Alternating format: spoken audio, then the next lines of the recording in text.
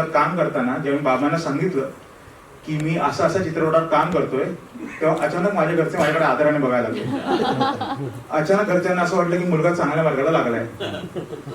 रामदास स्वामींचे विचार हे कालातीत आहेत, ते आउटडेटेड नाहीत, ते काळानुसार काळापेक्षा जास्ती अपडेटेड आहेत, हे मला यातनं जाणवलं. ते आजच्या काळाला सुद्धा किती अनुरूप आहेत किंवा किती पूरक आहेत हे सांगणारा हा चित्रपट आहे. आणि याचा फायदा मलाही होतोय रवींद्र सर, कारण आपल्या आयुष्याला अचानक वळण मिळतं हे मला आत्ता जाणवते. नॉर्मली चित्रपटाचे लेखक हे पुढे येत नाहीत, पण आज तुम्ही सगळे पुढे लेखक स्टेजवर आहे. हे अचानक घडलेलं असल्यामुळे मी खूप खुश आहे आज. या चित्रपटाची आयडिया यांच्या मनात एक 10 ते 12 वर्ष होती आणि ते याच्यावर काम करत होते. आपण असं काहीतरी जगासमोर मांडलं पाहिजे, युवकांसमोर मांडलं पाहिजे असं त्यांच्या मनात होतं. असं रवींद्र पाठक सर हे स्वतः व्यावसायिक आहेत आणि त्यांनी गोंदवलेकर महाराजांचे अनुग्रही आहेत. 12 ज्योतिर्लिंगाला श्रीराम कथा सांगणारे हे एकमेव व्यक्ती असतील. ते उत्तम प्रवचनकार आहेतच, पण समाजाला नवीन दिशा देण्याचे, नवीन विचार देण्याचं काम ते सातत्याने करत असतात. रवींद्र पाठक सर, मी तुम्हाला स्टेजवर बोलण्यात याची विनंती करतो. कॉमेडीचा देखील फॅन आहोत, त्यामुळे अर्थातच समर्थांचा अजून एक फायदा, तो पण प्रमोट झाले. So thank you for calling me. ही समर्थ नावाची जी कथा आहे ही मी साधारणतः 2012-2013 साली एक छोट्याशा स्क्रिप्टमध्ये 2-3 पानांमध्ये लिहून काढली होती. आणि या कथेचं करायचं काय हा मोठा प्रश्न होता. सिरियलच्या रूपात करावी, काही कादंबरी काढावी, चित्रपट काढायचं देखील होतं, पण तेव्हा धारिष्ट होत नव्हतं because of lot of constraints. आणि मग असा बराच काळ जात होता आणि एक दिवशी आम्हाला आमचं एक कॉमन अमोल आणि आमच्यामध्ये असलेली रिद्धी महाशब्द आहे, हिचा कॉन्टॅक्ट झाला. तिने मला अमोलची गाठ घालून दिली. तर तिथून या चित्रपटाची निर्मिती संकल्पना सुरू झाली. मग मी ही कथा आणखीन विस्तारपूर्वक थोडीशी लिहिली. त्यानंतर अर्थात त्याच्यावरती साथ चढवण्याचं मोठं काम मानसनी केलं आणि त्याला संगत होती आशुतोषची. आशुतोष आणि मानस या जोडीने संवाद आणि अनेक त्याच्यामध्ये, उदाहरणार्थ पॅन्ट वरती करण्याचा शॉट आपल्यापैकी अनेकांनी त्यातला बघितलेला आहे. असे छोटे छोटे प्रसंग की जे मानसच्यामुळं अधिक खुलले, आणखीन त्याच्यामध्ये खळखळून हसण्याचं एक लोकांना संधी त्याच्यामध्ये निर्माण झाली.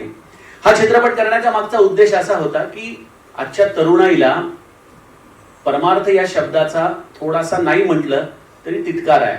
कारण त्यांच्या दृष्टीने परमार्थ म्हणजे देवदेव करणं, उपवास तापास करणं, व्रतवैकल्य करणं आहे. परमार्थ ही जीवन जगण्याची कला आहे किंवा त्याच्या आधाराने देखील आपण आपलं करिअर करू शकतो. या संकल्पनांना तरुणाई मान्यता द्यायला तयार होत नाही. पण संतांनी हे सगळं सांगून ठेवलंय ग्रंथांमध्ये, पण आज ग्रंथ वाचायला वेळ कोणाला आहे? कारण ग्रंथ वाचण्यासाठी लागणारी धारणा शक्ती म्हणा, तेवढा वेळ म्हणा, तेवढे डिटर्मिनेशन म्हणा, आज समाजामध्ये दिसत नाही. आणि मोबाईलमुळे तर आमचं आणखीन माइंडसेट इतके चंचल झालेले आहेत की आम्ही 90 सेकंदापेक्षा मोठं रीलही बघू शकत नाही. तर अशा परिस्थितीमध्ये या सगळ्या संतांच्या ग्रंथांमधले विचार प्रॅक्टिकली समाजासमोर कसे आणावेत, यासाठी काय नवीन आधुनिक आपण प्रणाली वापरू शकतो, या दृष्टिकोनातून हा चित्रपट आपण निर्माण केला. आणि जसं मानसनी सांगितलं त्याप्रमाणे हा समर्थ रामदास स्वामींचा बायोपिक नाही. कारण बायोपिक बघणारा तोच समाज असतो जे ऑलरेडी त्यांना मानतात. आणि या चित्रपटाचा उद्देश असा आहे की ज्यांची पावलं अजूनही या दिशेने वळलेली नाहीत किंवा ज्यांना याच्याविषयी अनेक गैरसमज आहेत परमार्थाच्या विषयी, त्या लोकांनी या चित्रपटाकडे वळावं आणि त्या आधाराने एखादा जरी विचार या चित्रपटातून त्यांना मिळाला तरी तो त्यांना निश्चितच एक पुढचं पाऊल, एक पुढचा मार्ग दाखवू शकेल. या दृष्टिकोनातून या चित्रपटाची निर्मिती आपण करताना तरुण वयाचा विचार देखील केलेला आहे. आणि त्याचबरोबर जे या कन्व्हेन्शनल पाथवर चालवत आहेत त्या लोकांचा देखील आपण विचार यामध्ये मांडलाय. या चित्रपटामध्ये सर्वच लोकांनी अतिशय उत्तम सहकार्य केलं. म्हणजे स्टार्टिंग फ्रॉम अमोल भगत, योगेश फुलपगर, अतित नाईक, ज्यांना मी चित्रपटाचे ब्रह्मा, विष्णू आणि महेश म्हणतो, त्यांनी या चित्रपटामध्ये खरोखर जीव ओतला. आणि त्यांना तेवढीच तोला मुलाची साथ सर्व आर्टिस्ट, त्यामध्ये आमचा भूषण प्रधान सगळ्यात प्रधान आहे, पुष्कराज चिरपुटकर आहे, आणि त्याचबरोबर ईशा, दिशा आणि सगळीच मंडळी, राजन सर आलेले आहेत, आज राऊत पण आहेत इथं. सगळ्यांनीच खूप तोला मुलाची साथ दिली, सगळ्यांनीच खूप सहकार्य झालं. त्यामुळे चित्रपट हा एका ऊर्जेने भरलेला जाणवतो.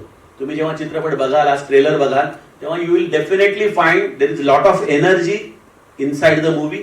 आणि जो बघतो त्याला डेफिनेटली एक 2 दिवस तरी त्याचा काय म्हणता येईल कॅरी ओव्हर राहतो थॉट्सचा, की आपण नेमकं एक वेगळं काहीतरी विश्व बघून आलेलो आहोत.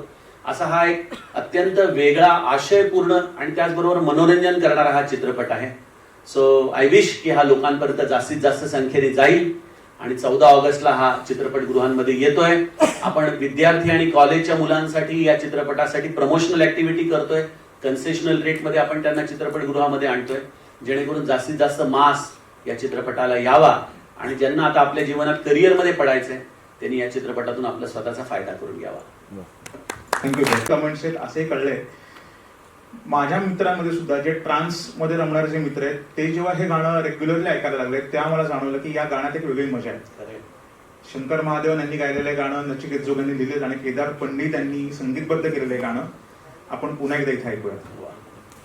सॉरी मला हे सांगायला फार मजा येते. ह्या सिनेमामध्ये आम्ही अत्यंत छान मराठी भाषा वापरली, पण त्याच्या बरोबर विरुद्ध असलेला एक व्यक्ती म्हणजे आमचा cinematographer DOP Atit Nayak. Atit please come.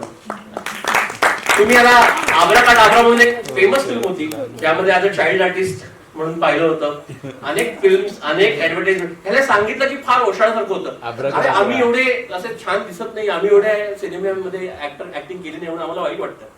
So तो आता तर he is now our DOP, ज्यांनी या सिनेमा अत्यंत सुंदर पद्धतीने आणि अत्यंत ग्राउंडेड त्या सिनेमाची गरज ओळखून हा सिनेमा शूट केलाय. सो अतित मराठी विचारतो, उत्तर तुझ्या भाषेत दे. तुझा अनुभव कसा होता? First of all thank you. मला काहीतरी वेगळं एक्सपिरियन्स झालं समर्थ फिल्ममुळे, समर्थ फिलॉसॉफीमुळे, आणि मला काहीतरी नवीन आणता आलं सिनेमा थ्रू. माझा कॅमेरा, माझी लाइटिंग एक कॅरेक्टर होतं या पूर्ण स्पेसमध्ये. मला ते कॅरेक्टर्सचे इमोशन्स, त्यांचं जे मेलनकॉली ती आहे ती दाखवता आली. And it was a great experience to bring that energy on to this. And very grateful to the actors, to Amol, to Ravindra ji, to Yogesh, the writers, all my fellow HODs, that they put so much effort into just making something that could have been very simple into something so magical. It kind of feels grounded in philosophy, yet not heavy on it. And that is something I think the audience will take with it. So, thank you. I hope that is what actually it is. हे जे English शब्द आहेत यामुळे पण एक खरं सांगतो, या चित्रपटाचा आम्ही प्री प्रोडक्शन करत असताना ऑलमोस्ट 35 दिवस हा माणूस आमच्या बरोबर डीओपी म्हणून पूर्ण प्लॅनिंग करायला, मी काय लाइटिंग करणार आहे, तुझा काय सीनची कोरिओग्राफी आहे ती सांग मला. याचं प्री प्रोडक्शन मध्ये 35 दिवस हा माणूस आमच्याबरोबर पूर्ण बसून होता, एकी सोडून. तर ही खूप मोठी गोष्ट आहे. Is very dedicated toward his work. Me English बोलायला लागलो, याच्यामुळे बऱ्याच गोष्टी माझ्या सुधारल्या इंग्लिश मधल्या तरी. पण खूपच छान मजा आली अतित बरोबर काम करताना. आणि अतित थँक्यू सो मच, कारण हा सिनेमा इतका छान दिसतोय, या सिनेमाचा भाव इतका छान दिसतोय, त्यामध्ये तुझा सगळ्यात मोठा हात आहे. Thank you thank you thank you. आहे तू लिही आणि तो उद्या स्क्रिप्टला समर्थ आहे हा विश्वास दिला. त्याच्यामुळे नाही असं काही झालं नाही, तो खरंच उगाच काहीतरी बोलेल. तर मी योगेश, काय भावना आहे ट्रेलर लॉन्च? आपण रवींद्र सरांच्या पहिल्यांदा भेटलो होतो, विचार समजून घेतले होते, तेव्हा आपल्या डोक्यात हेच होतं की आजच्या काळाला सुद्धा आपल्याला वाटेल असा चित्रपट आपल्याला एक करायचा, आणि रवींद्र सरांचे तेच म्हणणं होतं. सो काय भावना आहे तुझ्या? मुळात मला बरं वाटतंय की आमचा लेखक इथे एवढं बोलतोय, मी तर तिकडे बोलू दिलं नाही तेवढं. पण एक हा सिनेमा जेव्हा आम्ही करायचं ठरवलं, जेव्हा मी रवींद्र सरांना भेटलो, मी होतो, मानस होता, आशुतोष होता, अमोल होता, तेव्हा त्यांचा शब्द, मी नेहमी हा शब्द वापरतो मुद्दाम, कारण त्यांचा शब्द फार महत्वाचा होता की योगेश हा फक्त माझ्यासाठी चित्रपट नाही, मी काय प्रोफेशनल सिनेमा करणारा प्रोड्युसर नाही नेहमीचा. माझ्यासाठी ही माझ्या गुरूंची, माझ्या समर्थांची सेवा आहे. पण ही सेवा करत असताना सगळ्यात महत्वाचा विचार हा आहे की मला ती ट्रॅडिशनल वेनी पोचवायची नाहीये, मला ती नव्या जोमाने नव्या विचारांनी पोचवायची. आणि हा थॉट घेऊन असे वल्ली आम्ही निवडले जे या प्रोसेसमध्ये इन होत गेले आणि हा सिनेमा घडत गेला. वाक्य वाक्य पात्र पात्र तयार होत गेलं आणि रवींद्र सरांची जी कथा होती त्याला एक सिनेमाचं रूप आम्हाला देता आलं. आणि तो सिनेमा प्रयत्नपूर्वक असा केला की आता आपण, मी योगेश म्हणून अनेक गोष्टी देवाबद्दलच्या मानतो, अनेक गोष्टींबद्दल मनामध्ये असा विचार की खरंच आहे का नाहीये, असे अनेक प्रश्न आपल्या प्रत्येकाच्या मनात असतात. त्याचं एक सोपं साधं उत्तर, आणि अध्यात्म हे जड नाही, अध्यात्म किंवा ग्रंथ हे जड नाही, ते सहज सोपे विचार आहेत, ते विचार समजून घ्यावेत, तो विचार बरोबर असावा, इतक्या साध्या चांगल्या हेतूनी, प्युअर हेतूनी आम्ही हा सिनेमा घडवत गेलो. आम्ही याच्यामध्ये संवाद लिहिताना, प्रसंग लिहिताना, ऍक्टर्स कडनं पण कामं करून घेताना कुठेही आता हा सीन करताना तुला एक 1887 मधला एक अभिनय करायचा आहे असं कुठेही काही न करता आजच्या लोकांना आवडेल, आजच्या लोकांना रुचेल आणि आजच्या लोकांना आपलासा वाटेल असा सिनेमा करण्याचा प्रयत्न केलाय. आणि जेव्हा एखादं गाणं येतं, पहिल्यांदा टीजर येतो, तेव्हा असं होतं की सिनेमा आपलं बाळ असतं ना, तर असं होतं की बारसं झालं, आता हे झालं, आता पुढचा सोडा. ट्रेलर लॉन्च ही माझ्यासाठी फार महत्वाची गोष्ट आहे, कारण आजपासून आमचा सिनेमा काय आहे आणि याला लोकांनी काय यायला पाहिजे याचं उत्तर देणारा आमचा ट्रेलर असणार. त्यामुळे very emotional movement, very very very emotional movement for me specifically. तर मला आवडेल की तुम्ही सगळ्यांनी ट्रेलर एन्जॉय करावा. आता लेखक म्हणून आणखी काही प्रश्न नको विचारूस?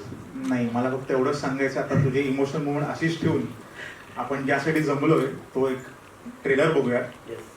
So please. थँक्यू. आम्हाला खूप मजा येत होती आणि आम्हाला माहिती होतं की याला कोणीतरी तगडा ऍक्टर पाहिजे. हा, आणि जेव्हा आम्ही ट्रेलर बघितला किंवा काही सीन्स बघितले तेव्हा आमची खात्री पडली की हा, हे परफेक्ट काम झालेलं आहे. काय होता तुझा मुळात असा एक चित्रपट आपल्याकडे येतो की जो असे विचार मांडतो, जो आध्यात्मिक पण नाहीये, पण जो रेग्युलर डेली बेसिसचे एक विचार जगायचं कसं, विचार कसा करायचा, किंवा एन्झायटी, डिप्रेशन याच्यावरचा सुद्धा एक उपाय म्हणजे समर्थ विचार, असं एक साधारण कॅल्क्युलेशन असलेला चित्रपट आपल्याकडे येतो. तर साधारण तुझी भावना काय, आणि चित्रपट करायच्या आधी आणि ते चित्रपट पूर्ण आता ट्रेलर लॉन्चच्या वेळेस, या दोन्ही वेळेस तुझ्या भावना काय? जय जय रघुवीर समर्थ.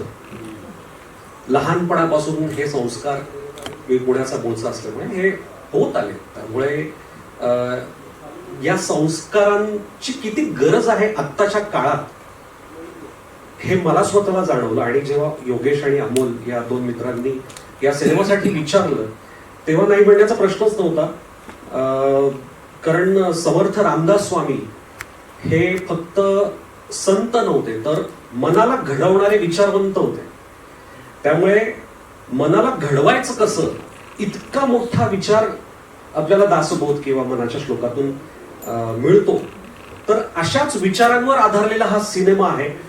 या सिनेमात माझं पात्र जरी छोटं असलं तरी सुद्धा महत्वपूर्ण पात्र आहे, पण हे पात्र सुद्धा प्रेक्षक रिलेट करू शकतील, कारण आपल्या आजूबाजूला असे आपले ऑफिस कलिग असू शकतात, सहकारी असू शकतात. तुम्हाला हे पात्र सुद्धा रिलेट होईल नक्कीच. आणि मिश्किल पात्र आहे, योगेशने जरी उल्लेख केला असला तरी अतिशय मिश्किल, हसत खेळत गमती करणारं हे पात्र आहे. आमच्या नायकाच्या ऑफिसमध्ये त्याचा सहकारी असतो.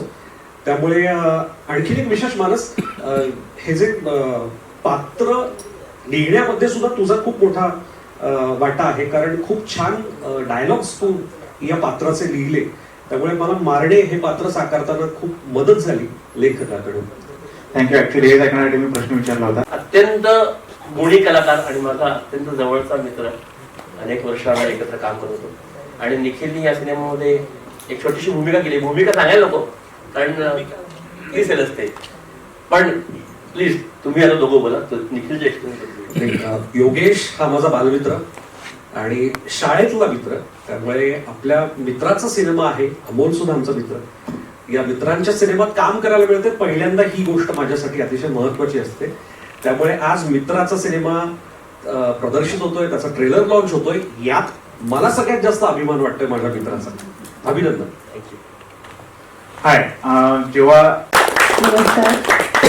म्युझिक लॉन्चच्या वेळेस तुम्ही सांगितलं की तुमच्या साधारण भावना काय होत्या आणि तुमच्याकडे हा चित्रपट कसा आला, तेव्हा तुम्ही कुठल्या माइंडसेट मध्ये होता, तुमच्या आजूबाजूला तुम्हाला डॉग्स किंवा याची खूप आवड आहे? डॉग नाही, सगळे हा, प्राणी. सगळ्या प्राण्यांची आवड आहे. हा, सर्वधर्म समभाव प्राण्यांमध्ये So, सगळ्यांची आवड आहे. पण काय भावना आहेत हा चित्रपट करताना? मुळात अशा पद्धतीचे किंवा अशा विचारांचा चित्रपट आपल्याकडे येतो आणि आपल्याला यातनं एक काही विचार मांडायचा, हे एक जबाबदारी वाटते काय भावना काय आहेत? हो, ही एक जबाबदारी तर आहेच. जेव्हा हा चित्रपट माझ्यापर्यंत पोहोचला तेव्हा मला असं वाटलं की अरे बापरे, मला त्या काळात जाऊन आता काही सीन्स वगैरे करावे लागणार आहेत का. तर दिग्दर्शकाचं फक्त एवढंच म्हणणं होतं की नाही दिशा, विचार आपले समर्थांचे तेच, पण पद्धत ही नव्याने आहे, नवीन पद्धतीने आपण ते विचार आपण सर्वांसमोर पोहोचवणार आहोत. तर त्यातनं थोडं दडपण फार कमी झालं आणि माझी टीम मला एवढी चांगली लाभली की प्रत्येक पावलांवर कलाकारांनी म्हणा, दिग्दर्शकांनी म्हणा, इनफॅक्ट प्रोड्युसरांनी म्हणा, सगळ्यांनी मला इतकं सपोर्ट केलं आणि छान वाटलं, खूप मजा आली सीन्स करताना. Thank you. Thank you. Yes, next trailer बघूया. मी त्यांचं थिएटर मधलं काम, त्यांचं मालिकांमधलं काम, सिनेमातलं काम आम्ही ऍडमायर करतो. जसे राजन सर आणि यतीन कारेकर सर, ते दोघे या सिनेमामध्ये होते. माझी खूप मोठी पर्वणी होती कारण तुमच्याबरोबर काम करायला मिळणं ही कारण हे आमच्यासाठी शिकलंय. मी असं म्हणतात ना की दादर आणि माहीम वगैरे या भागामध्ये इंडस्ट्रीमध्ये सगळ्यात जास्त ब्रेन असलेले सगळे कलाकार आहेत म्हणजे तर त्यातले तुम्ही आहात आणि थँक्यू सो मच. तुमचा अनुभव कसा होता? तुम्ही या सिनेमात आमच्या बरोबर काम केलं, तुम्हाला कसं वाटतं? नमस्कार.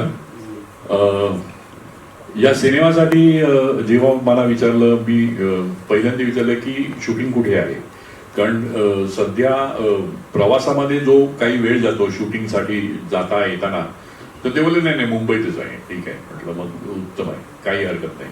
पुण्यात आहे शूटिंग आणि कोण कोण आहे? भूषण बरोबर आधी काम केलंय, ईशा बरोबर आधी काम केलंय, या पुष्कराज बरोबर केलंय, निखिल बरोबर केलंय. मी तुझ्याबरोबर काम केलं नव्हतं, भेटलो होतो आणि काम बघितलं होतं, म्हणजे काय करतो मला माहिती. म्हटलं सगळी टीम उत्तम आहे आणि मी म्हटलं ठीक आहे करूया. मला काही कल्पना नव्हती कथा काय आणि कशी आहे आणि काय ते. आणि मग हळूहळू मला ती कथा कळायला लागली आणि त्याचं महत्व कळायला लागलं. आता मला जेव्हा हा म्हणाला, मला इतकं असं भरून आलं की मी हे सिनेमा म्हणून करत नाहीये, मी ही सेवा म्हणून करतो. ही जी भावना आहे करण्याच्या मागची, ही सगळ्यात महत्वाची आहे. आम्ही नाटकाच्या निमित्ताने अमेरिकेमध्ये नाटकाचे, आपल्या मराठी नाटकाचे प्रयोग होते आणि तेव्हा एक तिथला माणूस गोरा, तर तो असं एकदा बोलता बोलता म्हणाला की तुम्ही भारतीय लोक आहात हे तुम्ही खूप लकी आहात, कारण ना तुमच्यापैकी बऱ्याच लोकांचा देवावर विश्वास आहे. तुम्हाला कल्पना नाही की तुम्ही किती आतून स्ट्रॉंग होता. नुसता विश्वास आहे म्हटल्यानंतर तुम्ही त्याचं काय करता, यम नियम जपजाप्य वर्तवैकल्य त्याच्यावर, पण तुमचा विश्वास आहे. आम्ही काय कोणाचे खातो तो राम आम्हाला दे. हा जो विश्वास आहे, हा विश्वास महत्वाचा. तो म्हणतो की त्यामुळे काय होतं की तुमच्यावर कितीही संकट आली, तुम्हाला काहीही झालं तरी तुम्ही म्हणता की नाही देव आहे आणि माणूस मोडत नाही. तो म्हणतो की अमेरिकेमध्ये आत्महत्या करण्याचं प्रमाण एवढे माणसं मोडूनच पडतात कारण विश्वास नाही, माझ्या मागे कोणीतरी आहे, हा विश्वास नाही.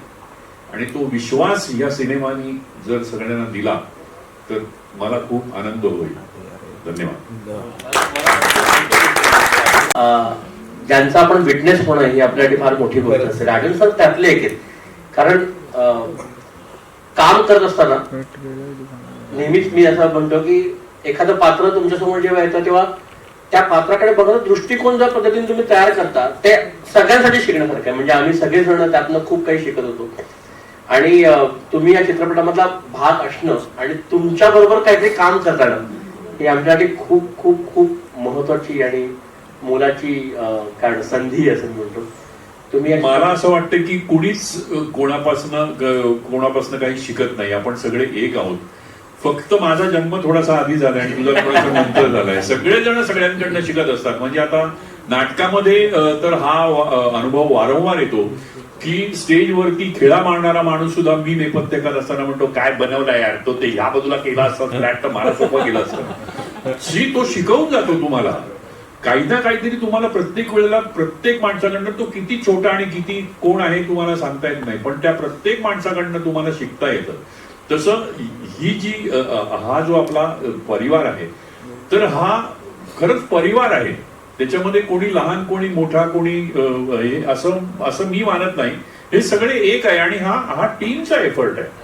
ही कोणा एकट्या माणसाची जबाबदारी नाहीये की पुढे खेचून नेणं. ही सगळ्या टीमनी खूप छान केलंय असं मला वाटतं. आणि मी जेव्हा आता काही चित्रपटाचा थोडासा भाग पाहिला जेव्हा डबिंगसाठी वगैरे गेलो होतो आणि मी चकित झालो. म्हटलं अरे कास्टिंग केवढं आहे याचं, केवढा मोठा पट आहे कास्टिंगच्या बाबतीमध्ये. म्हणजे जर खूप छान झालंय आणि या छोट्या रोलसाठी सुद्धा त्यांनी खूप चांगली माणसं निवडली आहे. आमचे नाट्य क्षेत्रातले गुरु दामू केंकरे नेहमी म्हणायचे की it is a wilful suspension of disbelief. म्हणजे ते म्हणाले की आपला धंदा राजन खूप सोपा आहे. आपण काय करतो, आपण हवा विकतो. हवा आपण एक आभास निर्माण करतो कुठल्या तरी कलाकृतीमधून, नाटकातून म्हणा, सिनेमातून म्हणा. तुम्ही ते आहात असा एक आभास निर्माण करतो.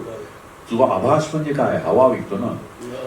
तर तो हवा विकण्याचा धंदा आमचा खूप सध्या तेजीत आहे सध्या सगळ्या लोकांचा. पण तो आभास नीट निर्माण करता आला पाहिजे आणि त्याचं सगळ्यात प्रमुख त्याचं म्हणजे काय म्हणतो त्याला, त्याच्यासाठी जे लागणारं प्रमुख हे आहे ते म्हणजे त्याचं कास्टिंग. ते कास्टिंग जर चांगलं असेल ना की तर हा आभास पटकन निर्माण होऊ शकतो. आणि याचं कास्टिंगला खरंच योगेशला 100 मार्क दिले पाहिजेत त्याच्यासाठी. त्यांनी खूप छान कास्टिंग केलंय. सगळ्यांनी कामं पण उत्तम केले आणि चित्रपट बघताना खूप मजा आली मला. तुम्हालाही मजा येईल. तुम्ही आज ट्रेलर बघताय तर हे तर त्याचं लघुरूप आहे. तुम्ही ज्या वेळेला आपण सिनेमा बघू तेव्हा तुम्हाला त्याचा सगळ्यांचा अंदाज येईल. आणि खूप बरं वाटलं तुम्ही एवढ्या संख्येनं इथे आलात. धन्यवाद. थँक्यू. ट्रेलर लॉन्चच्या वेळेस एक वेगळा योगेश असतो अशी एक भावना ऍक्टर्सना यावी म्हणून मी असं म्हणतोय की तूच प्रत्येकाला बोलवून अच्छा, ओके. त्यांच्या मनातल्या भावना वा. तूच जाणून घे. मी मुळात आता इथे जे कलाकार नाही आहेत त्यांची नावं पण घेऊ इच्छितो. यतीन कारेकर सर, ज्यांनी पण या सिनेमामध्ये खूप अप्रतिम भूमिका केली. अत्यंत विनोदी भूमिका सक्षमपणे करणारा पण गंभीर भूमिकाही तितक्याच तोडीने करणारा प्रसाद खांडेकर, तोही या सिनेमात आहे, तो आलीच नाही. आणि माझी अत्यंत लाडकी अभिनेत्री शर्वरी जेमिनीस, ज्यांनी या सिनेमामध्ये भूमिका केली. तर हे लोक पण आहेत. अजूनही काही सरप्राईज आहे पण ते आता सांगणार नाही, ते तुम्हाला सिनेमा बघताना कळेल कदाचित. हार्दिक.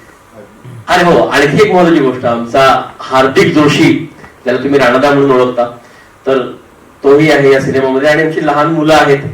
छोट्या समर्थाचं काम ज्यांनी केलं होतं तो आमचा आयान म्हणून आहे. त्याच्यानंतर श्रीजय देशपांडे म्हणून आहे. आणि अभिज्ञा, असे छोटे कलाकार, बालकलाकार पण आहेत. बरेच कलाकार, हळूहळू त्यांची पण ओळख होईल. पण आता मी अशा एका अभिनेत्रीला इथे बोलवतोय जिला मी काम करताना असं म्हणलं होतं की बाई, म्हणजे मैत्रिणी म्हणून म्हणलं, तू सेटवर नाही आलीस तरी चालेल पण तुझे डोळे पाठवून दे. अत्यंत बोलक्या डोळ्याची अभिनेत्री माझी मैत्रिणी ईशा केसकर, प्लीज. आम्ही मित्र म्हणून अनेक वेळा भेटलो आहोत आणि आय एम व्हेरी ग्रेटफुल की ईशा या सिनेमात काम करायला हो म्हणाली. कारण खरंच हे पात्र तसं होतं ज्यासाठी मला ईशाच या सिनेमामध्ये हवी होती. सो ईशा, मित्र म्हणून सोडून दे, मी मित्र म्हणून नाम दे. मला असं वाटतं की अध्यात्म आणि माझा काही संबंध नाहीये, हा प्रश्न नाही पडला का तुला? मला असा प्रश्न नाही पडला कारण आपण सगळे कलाकार आहोत. हो. आणि आपण आपली भूमिका ती वठवत असतो आणि आपल्याला ते आशय पोचवायचे आहे त्यासाठी कष्ट घेत असतो. सो तुझा एक्सपिरियन्स कसा होता या सिनेमाच्या बाबतीत तो मला ऐकायला आवडेल नक्कीच. नमस्कार एकदा सगळ्यांना. खूप वेगळा अनुभव होता असं मला सांगायला आवडेल. इंटरेस्टिंग अनुभव होता यासाठी की योगेश म्हणाला त्याप्रमाणे खूप बोलायला, खूप व्यक्त व्हायला वाक्य नाही आहेत किंवा त्या पात्राला म्हणावा तितका वेळही मी म्हणणार नाही. तर तुम्हाला ती अगदी तुमच्या घरातली एखादी निर्मळ बहीण किंवा मैत्रीण वाटेल ह्याची मी तुम्हाला खात्री देते. आणि ते पात्र साकारताना मलाही खरंच असं वाटत होतं की मी त्या कुटुंबाचा भाग आहे. मी खरंच पुष्कराज आणि शर्वरीताई यांच्याबरोबर लहानाची मोठी झाली आहे असा तिथे त्यावेळेला भाव तयार करणं किंवा सराउंडिंग तयार करणं आणि तशी स्पेस देणं हे क्रू आणि कास्ट यांचं दोघांचंही काम असतं. आणि ते मला खूप काय म्हणता येईल अगदी परफेक्ट ऍप्ट ॲटमॉस्फिअर मिळालं. कारण फिल्म अध्यात्मावर आहे किंवा स्वामी रामदासांच्या विचारांवर आहे, त्याचा आपल्या आयुष्यात कसा फरक पडतो, नात्यांबद्दल चित्रपट आहे. सो ह्या सगळ्याचं रिफ्लेक्शन म्हणून तिथे उभं राहताना आमच्यातला खट्याळपणा, मस्तीखोरपणा, एक ॲटिट्यूड हे सगळं बाजूला ठेवून निर्मळ होणं हे खूप एकट्याचं काम नाही ते असं मला वाटतं. आणि ते अचीव्ह करायला टीमवर्क लागतं जे योगेश तुझ्या राज्यात मला मिळालं त्याबद्दल थँक्यू सो मच. एक गोष्ट मेन्शन करायची, आम्ही सगळे कोकणात शूट करत होतो लाटघरला. आणि लाटघरला आमचं जे जेवण होतं ते शूटिंगचं नेहमी येणारं जेवण नव्हतं. सज्जनगडावरती जे प्रसाद तयार करतात तिकडचे आचार्य आमच्यासाठी लाटघरमध्ये आले होते आणि अत्यंत सात्विक असं जेवण तिथे असायचं. आम्ही सगळे कलाकार लिटरली सांगतो छान मांडी घालून शांतपणे त्याचा आस्वाद घ्यायचो. खूप पवित्र वातावरणामध्ये आणि खूप छान मनमोकळ्या वातावरणामध्ये आपण हा सिनेमा शूट केला. ऍब्सोल्युटली. म्हणजे सेट आहे किंवा टेक्निकल गोष्टी चालू आहेत आजूबाजूला, कॅमेरा आहे, ह्या सगळ्याचा विसर पडत होता अक्षरशः. म्हणजे अगदी आपले जे आर्ट डिरेक्शन असतं त्यांनी जे मंदिर उभारलंय समर्थांच्या घरचं, म्हणजे समर्थच्या घरचं, ते इतकं खरं आहे, इतकं आपलंसं वाटलं ते. इनफॅक्ट सगळे कलाकार हे करतात की नाही मला माहित नाही, पण बरेचसे कलाकार, मी तरी हे करते की माझ्या भूमिकेचं काहीतरी एक वस्तू किंवा एखादी गोष्ट मी ते पात्र झाल्यावर घेऊन टाकते, चोरते. आणि छोटस असतं काहीतरी, ते कानातलं असू शकतं, टिकली असू शकते, एनिथिंग. तर ह्या वेळेला मला ती मूर्ती इतकी म्हणजे भावली खरं सांगायचं तर, पण ती नाही चोरता आली मला. ते जरा रॉंगच वाटेल, मॉरली पण ते रॉंगच आहे. पण सो या, पण म्हणजे खरंच खूपच ते घर, अगदी ते किचन, म्हणजे तिथे जे आम्ही जे वावरत होतो, सीनसाठी एंट्री घेत होतो, असं वाटत होतं आपण दिवस रात्र करत राहूया, नकोच मिळू दे, व्यवस्थित ओके शॉट होऊच नाही, तिथेच राहावं, तिथेच जगावं, बंब पेटवावा, आंघोळ करावी, आपली थोडीशी भाज्या लावून काय शेती करावी, असं अक्षरशः असंच वाटत होतं. तिथे मी सुमा म्हणूनच जगले. 4-5 मांजरही गोळा केली होती मी, तुला माहिती आहे. सो अगदी रुळले होते मी. Thank you so much. Thank you Isha, thank you so much. मी खूप जवळनं बघितलं. आम्ही रात्री कधी कधी असं झालं की रात्री 1 वाजता तुला वेळ मला वेळ, आपण रात्री 1 वाजता ऑनलाईन भेटूयात आणि रिडिंग करूयात. अशा प्रोसेसमध्ये स्वतःला या कॅरेक्टरमध्ये तू इन करायचा प्रोसेस केलीस किंवा कॅरेक्टरचा अभ्यास केलास. सो तुझा एक्सपिरियन्स कसा होता? कारण मी भूषणला अनेक वेगवेगळ्या भूमिकांमध्ये पाहिले, पण मी याच्यामध्ये नक्की सांगतो, मी पाहिलेलं भूषण किंवा मी डिरेक्ट केलेलं भूषण या फिल्ममध्ये वेगळं आहे. So how was your experience Bhushan? Thank you Yogesh. आपली सुद्धा अनेक वर्षांपासूनची मैत्री आहे. मला वाटतं 15-1 वर्षांपासून बिटवीन द लाईन्स म्हणून एक नाटक केलं होतं, मृण्मयीने डिरेक्ट केलं होतं, ते मृण्मयी देशपांडेने, आणि त्यावेळेला आमची ओळख झाली होती. त्यानंतर अनेक वेळा इंडस्ट्रीमध्ये भेट झाली, पण काम करण्याचा योग आला नव्हता, आणि तो इतक्या छान चित्रपटासाठी आला. खूप स्ट्रॉंग कॅरेक्टर आहे. मुळात मला लहानपण माझं आधी सुरुवातीला दिसलं, कारण काही काही गोष्टींना ऑटोमॅटिकली आयुष्यात खूप येऊन जातात. म्हणजे मी चिंचवडचा आहे, तर लहानपणी जे चाफेकर चौकातनं कायम जायचो, तर मी दामोदर चाफेकरांच्या स्टॅच्यूकडे बघायचो, आणि मला त्यांची भूमिका, आता काम करत असताना त्यांची भूमिका मिळाली. तसेच वेगवेगळे रोल, मग महाराजांची भूमिका असो, हे जे एक एक इन्स्पिरेशन कायम आयुष्यात होते, त्यांच्या भूमिका मिळत गेल्या. आणि असंच कुठेसं कदाचित हरवलेल्या मनातनं असे समर्थ आहेत असं मी म्हणेन. कारण लहानपणापासून मी कोकणातला म्हणजे माझा जन्म कोकणातला, आजोळी जायचो कायम रायगडमध्ये. आणि रायगडला गेलो असताना मला कायम दिसायचं की आजी आजोबांच्या घरी म्हणजे जे आपल्या पणजोबांचे वगैरे फोटो लावलेले असतात, तर न चुकता एक फोटो हा कायम असायचा, हा समर्थ रामदास स्वामींचा होता. तर त्यामुळे ते लहानपणापासून एक कुतूहल होतं. रायगडावर फिरायला जायचो, त्याचबरोबर शिवथरवेळीला गेलेलो आहे, मग ती मूर्ती बघणं, त्यांच्या हातात दासबोध, ते खूप कुतूहल लहानपणापासूनच होतं. आणि कधी वाटलं नव्हतं आयुष्यात की असा त्या रेफरन्सनी त्यांचे विचार पोहोचवण्याचा चित्रपट बनेल आणि त्याच्यात मला काम करण्याची संधी मिळेल.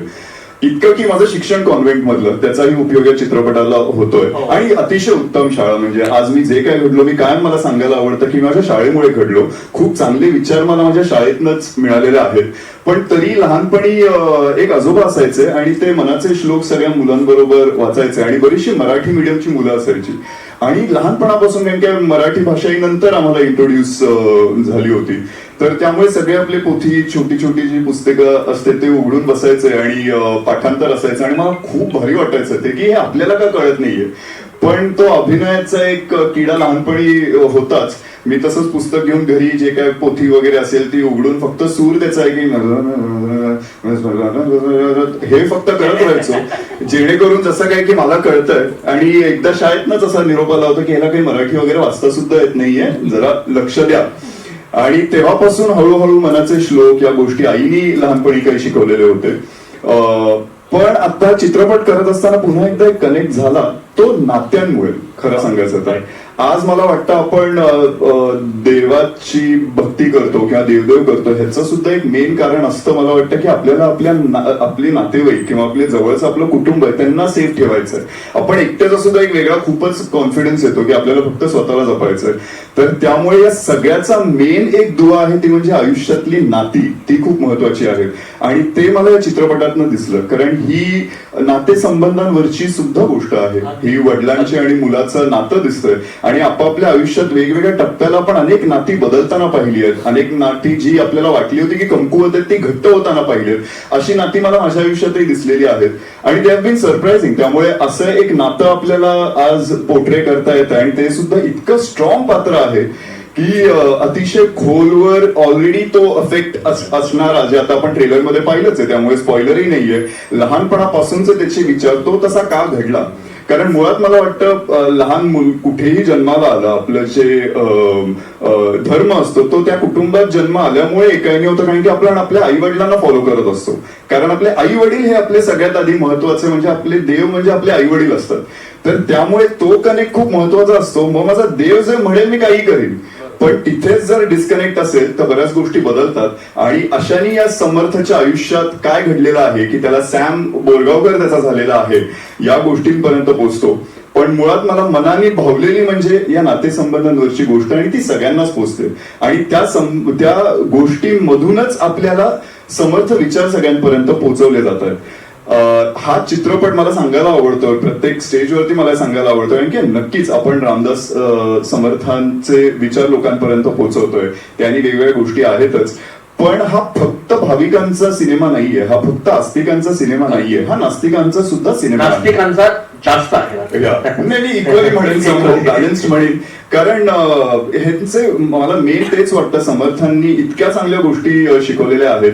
म्हणजे एक असं आहे की बलोपासना, जे आपण म्हणतो फिजिकल हेल्थ बरोबर मेंटल हेल्थ महत्वाची आहेच, पण आता म्हणून आपण मेंटल हेल्थकडे खूप लक्ष देतो, मेडिटेशन करतो, पण फिजिकल हेल्थचं काय, तर याचं महत्वही सांगणारे म्हणजे आपले समर्थ रामदास स्वामी. त्यामुळे हे, आणि स्वतः मला फिटनेस मधली आवड, त्याचबरोबर मेंटल हेल्थची आवड ही असताना एक लक्षात आली, आजही थेरपीला आपण खूप जास्त लोक घाबरतो, त्याचा कम्प्लीट हे आलेलं नाहीये. मग आपल्याकडे खरं तर थेरपी आहे, लिहिलेली आहे ती, आणि आपण लांब ठेवलेली आहे. तर त्यामुळे लहानपणापासून जर हे विचार आपल्यापर्यंत पोहोचले तर आपण बऱ्याच वेळेला सेल्फ टॉक म्हणतो, पण सेल्फ टॉक करायला बसलं आणि तुमचे विचार चुकीचे असेल तर चुकीचाच मार्ग किंवा उत्तर सापडणारच नाहीये. तर हेच योग्य विचार येणार कुठून आहेत, तर मनाचे श्लोक म्हणा किंवा इतर काही गोष्टी आहेत, ते विचारांमधून ते रेग्युलरली प्रॅक्टिस केली तर ते विचार आपल्याला त्या त्या क्षणी उत्तर देऊ शकतात. तर त्यामुळे हे खूप मनापासून भावलेली गोष्ट आहेच. आणि जी नाती मला पोर्ट्रे करता आले त्यांनी छान वाटलंय. त्याचबरोबर उत्तम टीम, म्हणजे खरंच मी अशी टीम नाही पाहिली. आज मगाशी आपण म्हणालो ब्रह्म विष्णू महेश हे तर तिघही आहेत. पहिल्यांदा मी एक ऍक्टर डिरेक्टर केमिस्ट्री खूप महत्वाची हे ऐकलेलंच आहे. त्याचबरोबर प्रोड्युसर आणि ऍक्टरही खूप आपण बोलत असतो ते आहे, पण डीओपी आणि ऍक्टरची पण एक केमिस्ट्री असते हे मला या चित्रपटातून कळलं. म्हणजे काय तुझा थॉट आहे, तू कोणत्या डीओपी आणि कॅमेरामॅन मधला फरक मला अतिकमुळे कळला.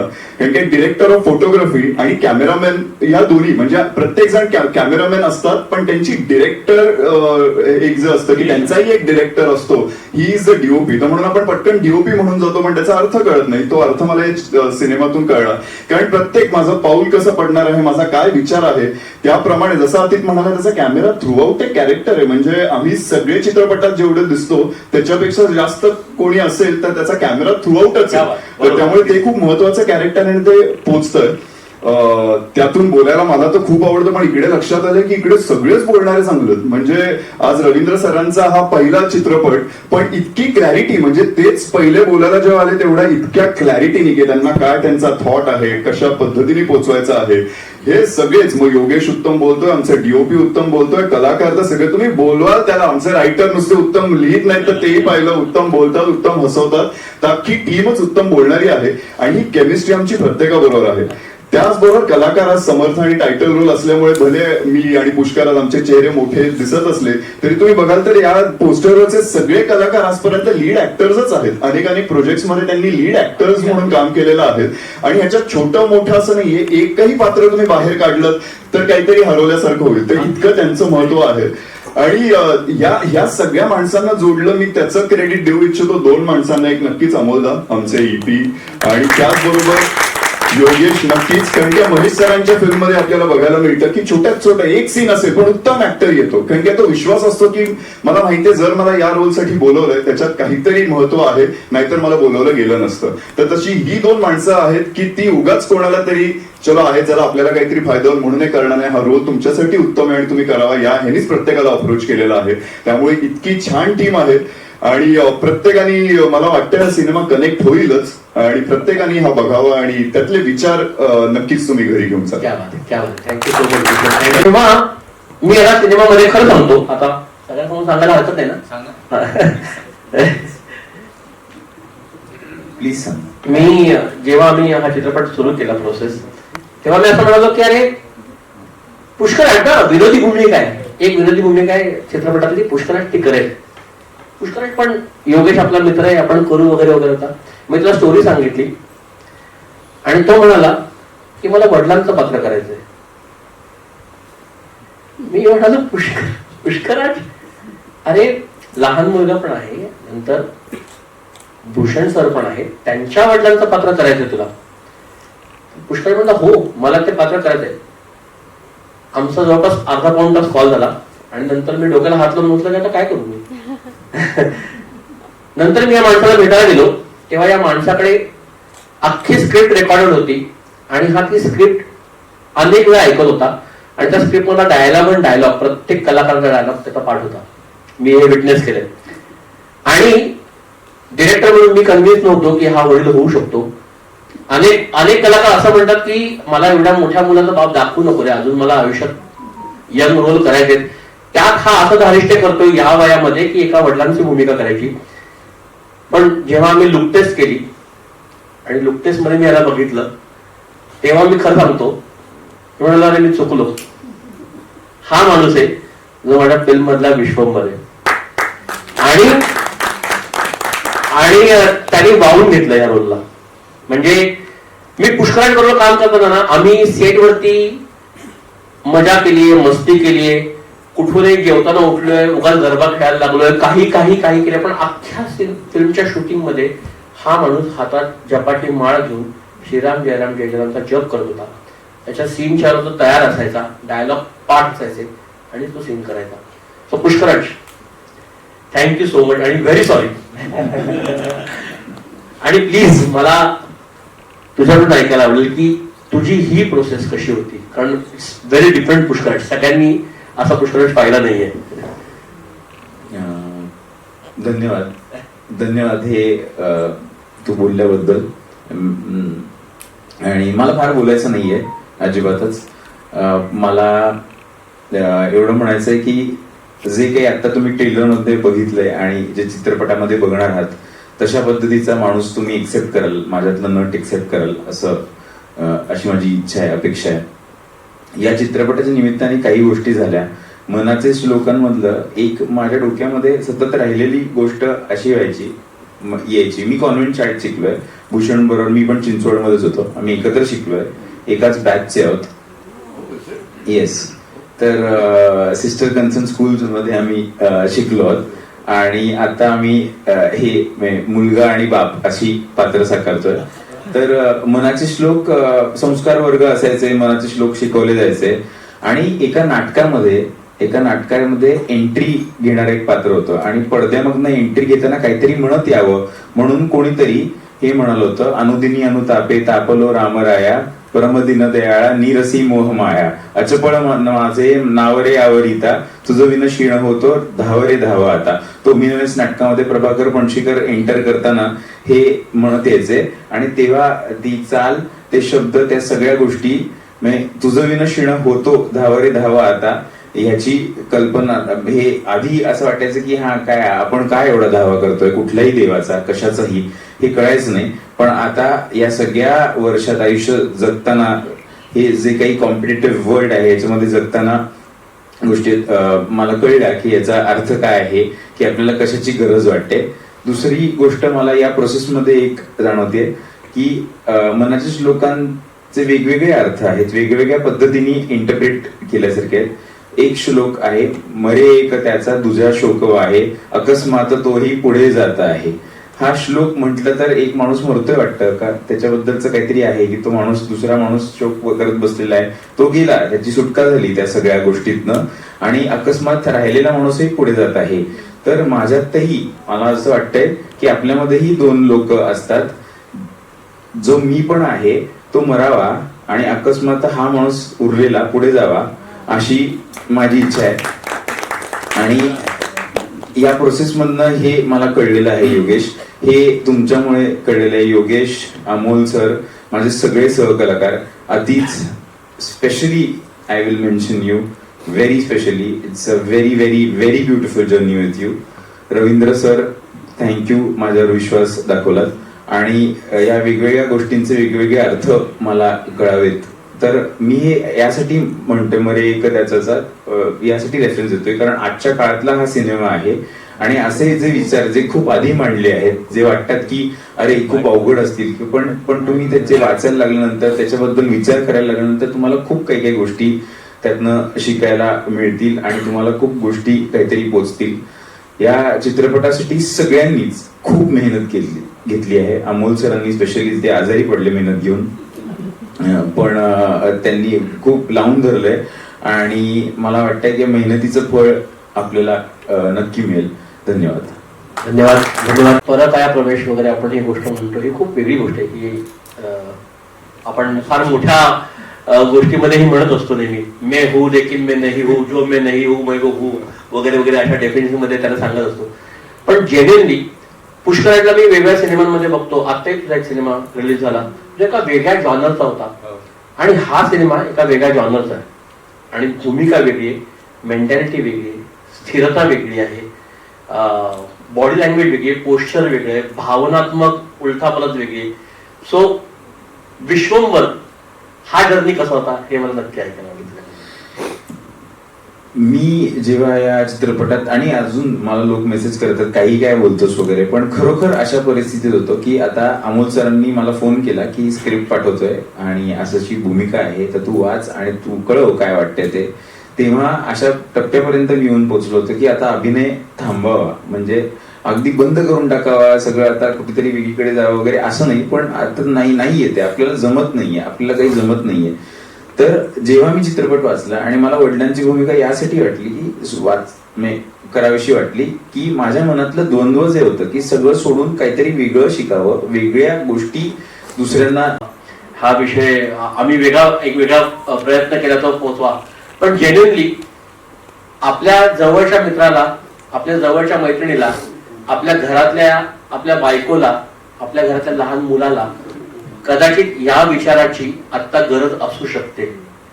त्यातला एखादा विचार त्याला त्याच्या आयुष्यामध्ये थोडस अजून पॉझिटिव्ह करण्याचं बळ देऊ शकतो. असा सिनेमा आम्ही करण्याचा नक्की प्रयत्न केलाय. तुम्हाला सगळ्यांना आवडेल. So thank you once again. आणि आता आपण वन ऑन वन सगळ्यांच्या मुलाखती घेऊया. Thank you so much.